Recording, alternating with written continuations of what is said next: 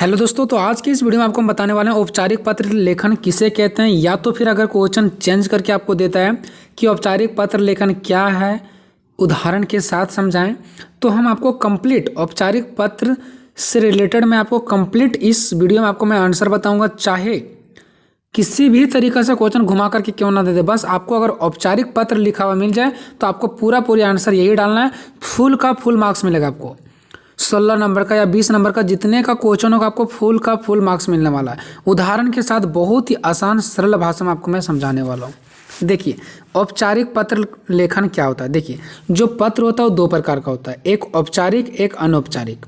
औपचारिक वो होता है दोस्तों जो हमारे रिलेशन में नहीं होते हैं और उसके पास पत्र लिखते हैं, जैसे शिक्षक, कोई ऑफिस के कर्मचारी हो गए, कोई सरकारी विभाग वाले हो गए हैं, कॉलेज हो गए हैं, ठीक है, बड़े बड़े स्कूल हो गए, ये सब सर के पास जो हम लोग पत्र लिखते हैं वो हो जाता है हमारा औपचारिक पत्र। और जो अपना रिलेशन में भाई बहन माता पिता मौसा मौसी ये सब के पास जो पत्र लिखते हैं वो हो जाता है अनौपचारिक। ठीक है, तो हमें पढ़ना है औपचारिक पत्र के बारे में, यानी कि जो हमारे रिश्तेदारों से हट करके जिसके पास पत्र लिखते हैं, जैसे ऑफिस, सरकारी विभाग, कॉलेज, स्कूल, ये सब में जो पत्र लिखते हैं हम लोग उसको बोलते हैं औपचारिक पत्र। ठीक है, जिसके बारे में हम नहीं जानते हैं। अब मान लो कि कॉलेज है तो कॉलेज वाले सर के पास आप लिख रहे, क्या उसके बारे में आप जानते हैं?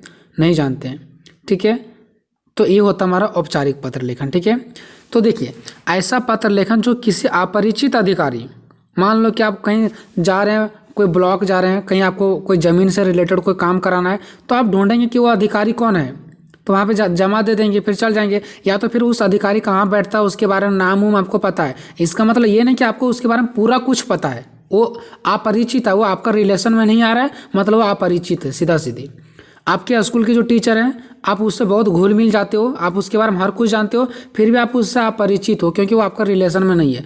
परिचित उसी से है जो हमारा रिलेशन में होता है। ठीक है, बाकी सब हमारा अपरिचित हैं। तो ऐसा पत्र लेखन जो किसी अपरिचित अधिकारी, कार्यालय या सरकारी विभाग को लिखा जाता है, जिसके बारे में हम नहीं जानते हैं। ठीक है, वैसा अधिकारी या वैसा कार्यालय या वैसा सरकारी विभाग जो हमसे अपरिचित होते हैं, जो हमारे रिलेशन में नहीं होते हैं, और उसको जो लिखा जाता है तब उससे हम लोग बोलते हैं औपचारिक पत्र। ठीक है, जैसे कार्यालय पत्र, सरकारी पत्र, ये सब का सब कौन सा पत्र हो जाएगा? औपचारिक पत्र। ठीक है, अब देखिए, औपचारिक पत्रों की भाषा सहज और शिष्टापूर्ण होती है। जो हम लोग औपचारिक पत्र लिखते हैं ना वो सहज भाषा होना चाहिए। ठीक है, कैसा होना चाहिए? एकदम सहज भाषा और एकदम शिष्टापूर्ण होना चाहिए। आप गलत सलत नहीं लिख सकते हैं। कोई अधिकारी के पास लिख रहे हैं तब गलत सलत नहीं लिख सकते हैं, शिष्टापूर्ण होना चाहिए उसमें से। ठीक है, बिल्कुल आपको बहुत अच्छे तरीके से विनम्र बातों के साथ आपको वो लिखना है। उसके बाद देखो बताया गया, इन पत्रों में केवल काम या अपनी समस्याओं के बारे में ही बात किया जाता है। इसमें यह नहीं पूछा जाता कि हाय प्रधानाचार्य आप कैसे हैं, मुझे विश्वास है कि आप बहुत अच्छे होंगे, ऐसा कुछ भी नहीं। सीधा सीधी सेवा में श्रीमान प्रधानाध्यापक महोदय और अपना प्रॉब्लम सुनाना है। इसमें ज़्यादा कुछ यहाँ नहीं दिखाना है अपने बारे में। ठीक है, तो केवल इसमें काम और अपनी समस्याओं के बारे में ही बात किया जाता है, इससे अलावा हट करके कुछ और भी बात नहीं किया जाता है। इसको हम लोग बोलते हैं औपचारिक पत्र लेखन। ठीक है, जो हम लोग अपने रिलेशन, अपने दोस्ती यारी, फैमिली में ना लिख करके किसी दूसरे अपरिचित अधिकारी, सरकारी कार्यालय में हम लोग लिखते हैं। अब बात करते हैं औपचारिक पत्र के प्रकार कि औपचारिक पत्र जो होते हैं वो कितने प्रकार के होते हैं। ठीक है, तो कुल मिलाकर के अगर देखा जाए तो औपचारिक पत्रों को 3 वर्गों में बांटा जा सकता है, 3 वर्गों में विभाजित किया जा सकता है। अब ये औपचारिक पत्र 3 प्रकार के कैसे होता है चलिए देखते हैं। जहाँ पे भी औपचारिक पत्र आ गया, इसका मतलब आपको ऐसे समझ के चलना है, जैसे कॉलेज वाले सर हो गए हैं, स्कूल वाले सर हो गए हैं, कोई अधिकारी हो गया। ठीक है, चाहे वो जिला स्तर पर कोई अधिकारी हो, चाहे ब्लॉक का अधिकारी हो, चाहे जिला का अधिकारी हो, कोई भी अधिकारी हो। ठीक है, तो ये सब को हम लोग औपचारिक पत्र लिखते हैं। अब ये 3 प्रकार का कैसे सो देखिए। पहला होता है प्रार्थना पत्र, जिसमें हम लोग प्रार्थना करते हैं। ठीक है, उससे हम लोग क्या करते हैं? प्रार्थना करते हैं। जैसे प्रधानाचार्य हो गया, है ना, स्कूल में जो हम लोग पत्र लिखते हैं, प्रार्थना करते हैं कि सर आप मुझे कृपया करके माफ़ कर दीजिएगा, मैंने 2 दिन नहीं आ पाया स्कूल, तबीयत खराब था, तो हमें प्रार्थना करते हैं। ठीक है, तो जिन पत्रों में निवेदन या तो फिर क्या करते हैं प्रार्थना करते हैं, वे प्रार्थना पत्र कहलाते हैं। ठीक है, वैसा निवेदन या वैसा पत्र जिसमें हम लोग प्रार्थना करते हैं या तो फिर निवेदन करते हैं, तो वैसे पत्र को हम लोग प्रार्थना पत्र कहते हैं। प्रार्थना पत्र में अवकाश, जैसे छुट्टी, शिकायत, कोई शिकायत करना हो या कोई भी चीज़ में सुधार लाना हो, तो इस प्रकार के आवेदन लिखे जाते हैं। ठीक है, छुट्टी के लिए, शिकायत के लिए, सुधार के लिए, ये सब चीज़ों के लिए प्रार्थना पत्र लिखा जाता है। हम लोग कोई सुधार करना हो तो प्रार्थना करते हैं, शिकायत करना हो तो प्रार्थना करते हैं, छुट्टी लेते हैं तो प्रार्थना करते हैं ना। और ये पत्र खास करके स्कूल के प्रधानाचार्य से लेकर किसी भी सरकारी विभाग के अधिकारियों को भी लिखा जा सकता है, लेकिन अधिकतर ये किसी स्कूल के प्रधानाचार्य नहीं, प्रिंसिपल के पास लिखा जाता है, तो इसको बोलते हैं प्रार्थना पत्र। ठीक है। दूसरा आपका हो गया कार्यालय पत्र। कार्यालय जो कार्यालय में लिखा जाता है, जैसे कोई अधिकारी वगैरह के पास। ठीक है। तो जो पत्र कार्यालय काम काज के लिए लिखे जाते हैं, जैसे आपको राशन कार्ड में किसी व्यक्ति का नाम चढ़वाना है तो उसके लिए जो पत्र लिखा गया, जो कार्यालय सरकारी कार्यालय में दिया गया। ठीक है। तो वैसा पत्र कार्यालय पत्र कहलाते हैं। ये सरकारी अफसरों या अधिकारियों या स्कूलों या कॉलेजों के प्रधानाध्यापकों और प्राचार्यों को लिखे जा सकते हैं। देखिए ये भी पत्र स्कूलों में भी लिखा जा सकता है। कैसे? देखिए मान लो कि ऐसे ऐसे कुछ फॉर्म भी आप लोगों को भरना हो, जमा करना हो, तो ये सब चीज़ें अधिकारियों में भी लिखा जाता है अधिकतर, लेकिन कुछ कुछ कॉलेजों में भी, कभी कभी स्कूलों में भी लिखा दिया जाता है। ठीक है। और इन पत्रों में डाक के पास भी लिखा जाता है, डाक अध्यक्ष, समाचार पत्र के संपादक, परिवहन विभाग, थाना प्रभारी, स्कूल प्रधानाचार्य आदि को लिखा जाता है। तो आप लोग कोई 2-3 लिख देना, इतना याद करने की जरूरत नहीं है। ठीक है। सीधा सीधी कि प्रधानाचार्य के पास लिखा जाता है, अधिकारियों के पास लिखा जाता है। ठीक है। थाना प्रभारी के पास लिखा जाता है, बस काफ़ी हो गया आपको। ठीक है। उसके बाद आ जाता है व्यावसायिक पत्र। व्यावसायिक मतलब काम धंधे से रिलेटेड। ठीक है। तो व्यवसाय से रिलेटेड, बिजनेस से रिलेटेड। ठीक है। तो व्यवसाय में सामान खरीदने व बेचने अथवा रुपये का लेन देन के लिए जो पत्र लिखा जाता है ना, उसको व्यावसायिक पत्र बोलते हैं। ठीक है। इन पत्र में दुकानदार हो गया, व्यापारी हो गया, कंपनी हो गया आदि को लिखा जाता है, जिससे सामान, पैसे, रुपये लेन देन हुआ होता है। ठीक है। तो ये हो गया आपका औपचारिक पत्र का प्रकार, 3 प्रकार। ठीक है। तीसरा हो गया व्यावसायिक पत्र, दूसरा हो गया कार्यालय पत्र और पहला हो गया प्रार्थना पत्र। ठीक है। ये आपको याद रखना। कोई दिक्कत आ रहा होगा समझने में तो आप लोग कमेंट बॉक्स में आप लोग कमेंट करके बता सकते हैं। और आप जिस क्लास में हो उस क्लास का सारा वीडियो मैंने बना दिया, आप डिस्क्रिप्शन जाकर के एक बार चेक करो कि सारा सब्जेक्ट का वीडियो बना हुआ है या नहीं बना हुआ है। ठीक है। हर एक सब्जेक्ट का वीडियो आपको मिल जाएगा। अब बात करते हैं कि औपचारिक पत्र लिखते समय ध्यान रखने योग्य बातें, कि जब हम लोग औपचारिक पत्र लिख रहे होंगे उस टाइम हमें किस किस बिंदु का ध्यान देना है। तो कुछ इंपॉर्टेंट बिंदु देखिए। पहला बिंदु, औपचारिक पत्र नियमों में बंधे हुए होते हैं। देखो औपचारिक पत्र आप जब लिखते हैं ना तो उस नियम से बाहर नहीं जा सकते हैं। जैसे सेवा में श्रीमान होता है तो उसके जगह में आप नहीं लिख सकते मेरे प्यारे सर, तो एक नियम में बंधा हुआ, उसी के अकॉर्डिंग आपको उसी के अंदर लिखना है। ठीक है। तो औपचारिक पत्र नियमों में बंधे होते हैं। ठीक है। दूसरा है कि इस प्रकार के पत्रों में भाषा का प्रयोग ध्यानपूर्वक किया जाता है कि कहीं हमसे कोई गलती तो नहीं लिखा गया। तो इस भाषा का जो प्रयोग होता है ना, लिखावट का जो प्रयोग होता है ना, बहुत ही ध्यान से किया जाता है। इसमें अनावश्यक बातों ने फालतू की बातों को उल्लेख नहीं किया जाता है। ठीक है। कि आप कैसे हैं, खाना खाएं कि नहीं खाएं, फालतू की बातों नहीं। तीसरा पॉइंट है पत्र का आरंभ और अंत प्रभावशाली होना चाहिए। जो पत्र हम लोग लिखते हैं औपचारिक पत्र, उसका शुरुआत और अंत जो करते हैं सो वो बिल्कुल प्रभावशाली यानी बहुत अच्छा होना चाहिए। चौथा पॉइंट है पत्र की भाषा सरल होना चाहिए, सिंपल होना चाहिए, लेख स्पष्ट भाषा होना चाहिए और सुंदर होना चाहिए। पांचवा, यदि आप कक्षा अथवा परीक्षा भवन से पत्र लिख रहे हैं, आप कोई कक्षा के स्टूडेंट हैं या कोई परीक्षा भवन से पत्र लिख रहे हैं, तो उसमें ये चीज़ें मेंशन जरूर करना होता है कि आप कक्षा अथवा परीक्षा भवन से लिखना है चाहिए। ठीक है। मतलब आप कक्षा अथवा परीक्षा भवन से पत्र लिख रहे हैं तो कक्षा अथवा परीक्षा भवन लिखना चाहिए। वहाँ पे लिखना पड़ेगा कि हम कहाँ से लिख रहे हैं, परीक्षा भवन से या कक्षा से या ग्राम मोहल्ला किस से लिख रहे हैं, वो आपको वहाँ मेंशन करना पड़ता है। नहीं तो फिर वो समझेंगे कैसे कि ये कहाँ से लिखा जा रहा है, कौन आदमी दिया, कहाँ से दिया, नहीं दिया। जो छठा पॉइंट है पत्र को हमेशा मार्जिन लाइन के साथ मिलाकर लिखना चाहिए। जो मार्जिन लाइन नहीं होता कॉपी में आप लोग लाइन देखते होंगे खींचा हुआ रहता है। ठीक है।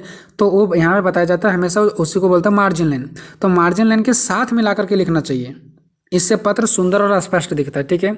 एंड लास्ट हमारा 7वां जो ध्यान रखने योग्य बात यह है कि इसको पत्र को एक पृष्ठ में ही लिखना चाहिए। आप लोग सुने हो कि पत्र को हमेशा एक ही पेज के एक ही साइड लिखने के लिए बोला जाता होगा। इससे क्या होता है, बहुत ही अच्छा रहता है। दूसरे साइड ले जाने से कोई दिक्कत नहीं होता, बट एक ही पेज में अगर लिखा जाता है तो सबसे बेटर माना जाता है।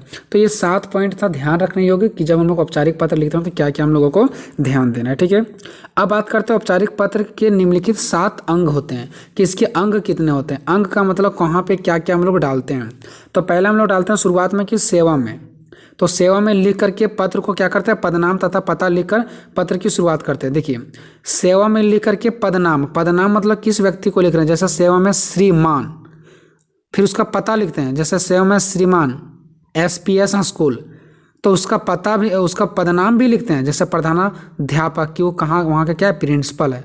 उसके बाद उसका पता भी लिखते हैं कि वो किस स्कूल के हैं। तो जो सेवा में श्रीमान प्रधानाध्यापक लिखते हैं ना, वही उसी को यहाँ फर्स्ट में बोला गया कि सेवा में लिख करके हम लोग क्या करते हैं, उसका पदनाम देते हैं कि वो किस पद पर हैं और उसका पता लिख कर शुरुआत करते हैं। ठीक है, उसके बाद हम लोग को विषय डालना होता है। विषय बहुत छोटा रहता है, जिसके बारे में पत्र लिखा जा रहा है उसे केवल एक ही वाक्यों में शब्द संकेत में लिखना होता है। जैसे आप छुट्टी पर लिख रहे हैं तो सिंपल सा विषय में लिखना होता है छुट्टी के संबंध में, है ना, छुट्टी के संबंध में। तो उसे केवल एक ही वाक्य में लिखना है, ये नहीं कि आपको दो दो तीन तीन वाक्य में लिखना है। सीधा सीधी छुट्टी के संबंध में, या जल समस्या के संबंध में, या चोरी के संबंध में, या मारकाट के संबंध में, ऐसे बस एक ही वाक्य में आपको लिखना होता है विषय में।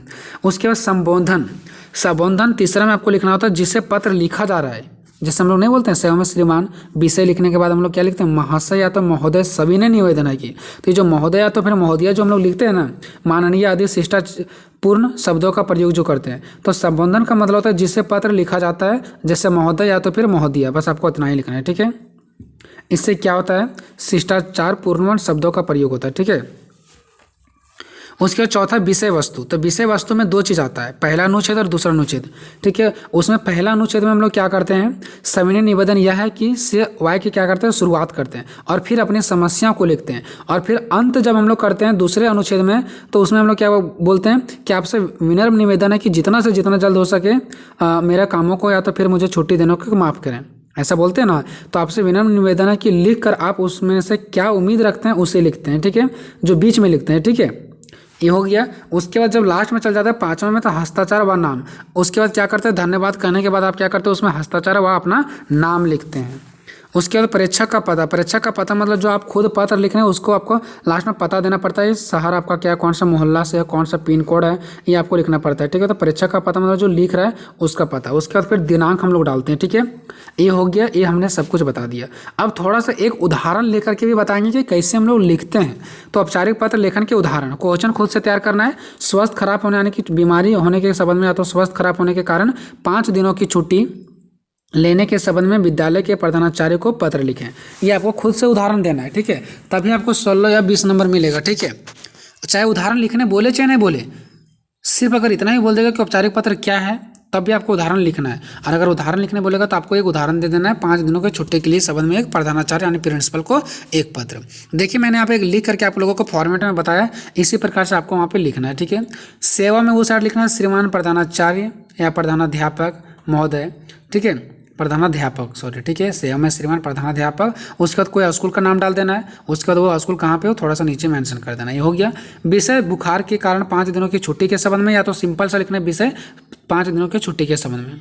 महाशय सविनय निवेदन यह है कि मैं आपके विद्यालय कक्षा 8वीं की छात्र हूँ। दरअसल कल रात से मैं बुखार से पीड़ित हूँ। डॉक्टर ने बताया कि मुझे डेंगू हुआ है। डॉक्टर ने मुझे कुछ दिनों आराम करने की सलाह दी है। ठीक है, डॉक्टर ने मुझे कुछ दिनों की आराम करने की सलाह दी है।